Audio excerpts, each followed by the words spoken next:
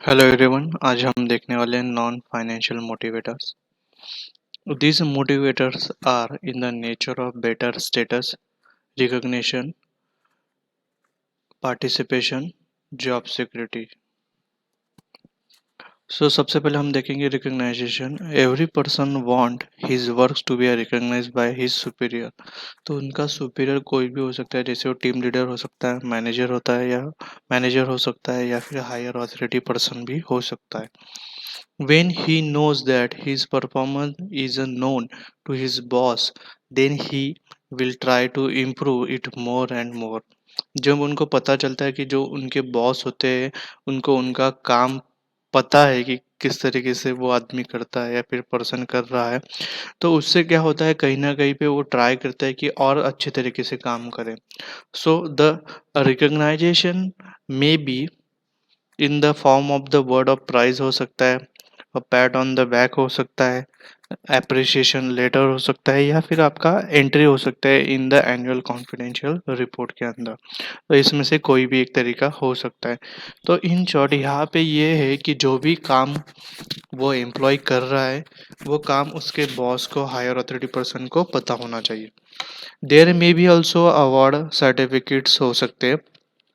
The recognization may be for the better output, saving in time, improving quality of product, suggestion for the better way of doing the things, right? This type of recognition will act as the motivator. ये as a motivator काम करता है। If the performance of person is not recognized and everybody is treated on the same footing, then good person will not like to put their best effort. अगर सभी को एक ही level पे रखा जाएगा तो क्या होगा उससे कि जो काम करने वाला बंदा है वो भी काम नहीं करेगा आगे जाके। Participation has been a consider good technique for the motivation. इसको अच्छी टेक्निक भी बोला जाता है। So it implies physical and mental involvement of the people in the decision making process. तो जहाँ पे भी डिसीजन लिया जाएगा उसमें उनका इन्वॉल्वमेंट होता है। सो इससे क्या होता है, it satisfies the ego and the self esteem of a person. उससे पर्सन का ईगो और सेल्फ एस्टीम सेटिस्फाइड हो जाता है। And also they feel the important when asked to make some suggestion in the field of activity. So there is no doubt that most of the people know the problem they will face and their possible solution. काफी बार ऐसे होता है कि जो जब वो काम करते हैं तो वहाँ पे क्या प्रॉब्लम्स आते हैं और उसका सॉल्यूशन क्या हो सकता है ये उनको पता होता है। सो पार्टिसिपेशन मतलब ये कि उसका इन्वॉल्वमेंट जो है वो एम्प्लॉय का, हम उसको इन्वॉल्व करते हैं डिसीजन मेकिंग प्रोसेस के अंदर। So participation result in motivation and knowledge valuable for the enterprise success. Participation gives a sense of affiliation and accomplishment. It certainly acts as the motivator, and participation should not mean that a manager should abdicate their position, right? So they should encourage the subordinate to participate in the matter where they can help. Manager should listen various viewpoints and then take the decision themselves। यहाँ पे ये होता है कि higher authority person या फिर manager क्या करते हैं, वो एम्प्लॉय को, उस पर्सन को प्रॉब्लम सॉल्विंग के टास्क में वो उनको इन्वॉल्व करते हैं या फिर डिसीजन मेकिंग प्रोसेस के अंदर वो इन्वॉल्व करते हैं, और उससे उसका जो भी सॉल्यूशन है या फिर उनके जो भी थॉट्स है वो वहाँ पे सुने जाते हैं। और अल्टीमेटली उसके बाद में जो डिसीजन होता है वो हायर अथॉरिटी पर्सन, बॉस या फिर मैनेजर फाइनल डिसीजन लेता है। सो that is the participation. But जब आप किसी एम्प्लॉय को उस टास्क में या फिर डिसीजन मेकिंग के प्रोसेस में किसी को इन्वॉल्व करते हो तो कहीं ना कहीं पे उसको अच्छा फील होता है। सो इसी के लिए it is a one of the type of the motivator. उसके बाद में हम देखेंगे status. It refers to a social status of a person and it satisfies egoistic need. A management may create some status symbol in the organization.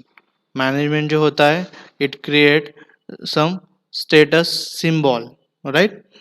तो अभी क्या हो सकता है ये, राइट? हमको ये सबसे पहले देखना होगा। सो जैसे कि this can be done by the way of giving the various facility to person.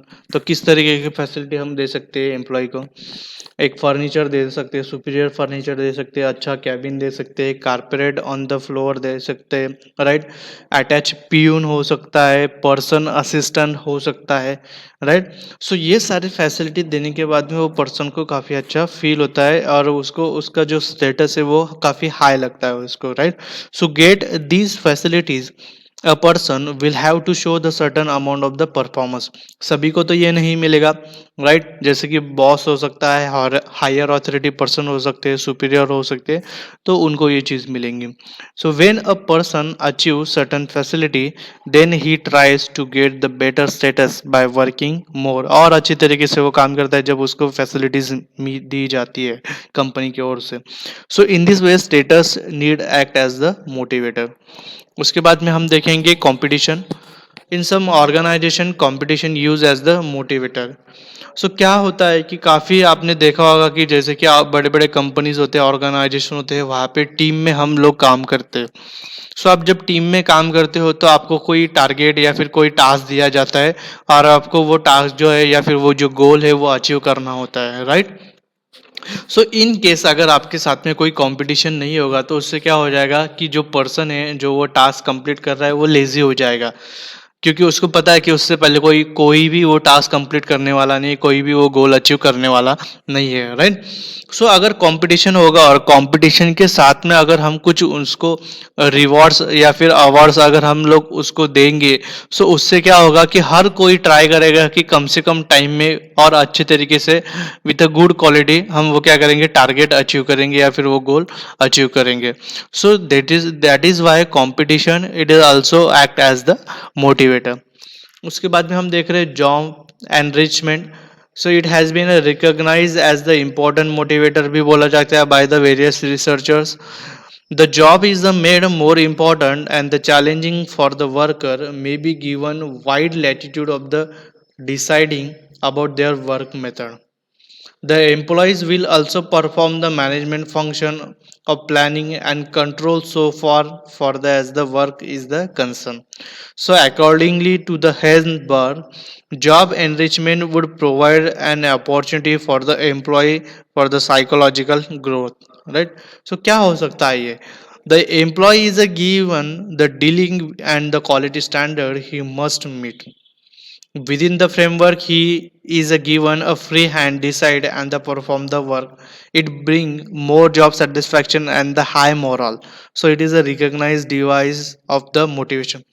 देखो काफी बार ऐसा होता है कि एक स्टैंडर्ड वर्किंग का तरीका होता है, राइट। सो क्या होता है काफी बार ऑर्गेनाइजेशन वो एम्प्लॉय के ऊपर थोप देती है कि आपको इस तरीके से ये काम करना है, but it may be possible कि वो एम्प्लॉय के पास में और अच्छा तरीका हो कि जिससे वो कम टाइम में और अच्छे गुड क्वालिटी का रिजल्ट वो जनरेट कर पाए या फिर वो टास्क वो कंप्लीट कर पाए। बट ये कब पॉसिबल है? जब ऑर्गेनाइजेशन उसको फ्रीडम दे, उसके काम करने का जो तरीका होगा वो डिसाइड करेगा। ऐसे ना हो कि वो डिसाइड करेगा बाय द ऑर्गेनाइजेशन, राइट। सो अगर ऑर्गेनाइजेशन उसको फ्रीडम दे दे कि आपको बस ये काम कंप्लीट करना है, इस टाइम में काम कंप्लीट करना है और आप आपके तरीके से वो काम कंप्लीट कर सकते हो, तो कहीं ना कहीं पे वो क्या होता है कि जो एम्प्लॉय होता है या फिर जो भी पर्सन वो टास्क कंप्लीट करना चाहता है या फिर जिसको भी टास्क असाइन किया गया होता है वो अच्छी तरीके से हैप्पीली और इजी तरीके से वो कंप्लीट कर पाता है। सो इसी के लिए जॉब एनरिचमेंट को भी बोला जाता है it is a one of the motivation, right. So thank you so much.